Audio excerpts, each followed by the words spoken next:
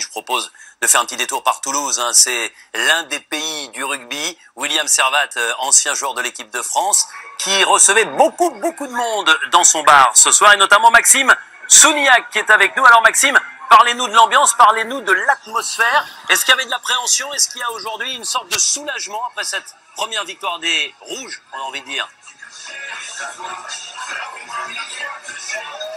Mais l'ambiance elle est un peu mitigée, on va dire, parce qu'on n'a pas vraiment douté, en tout cas pas longtemps ici à Toulouse.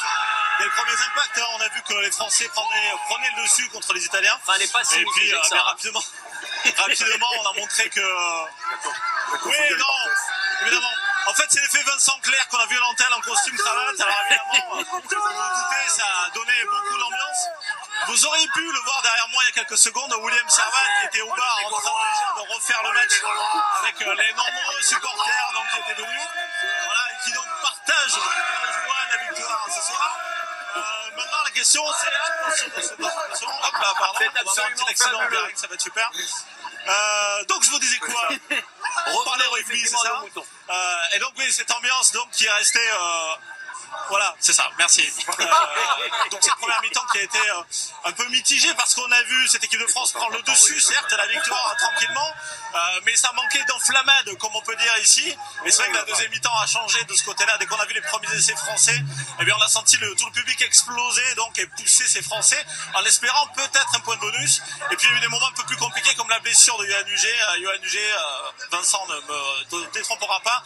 Eh bien c'est une grande star ici au Stade Toulousain, un ailier assez magique qu'on aime beaucoup ici.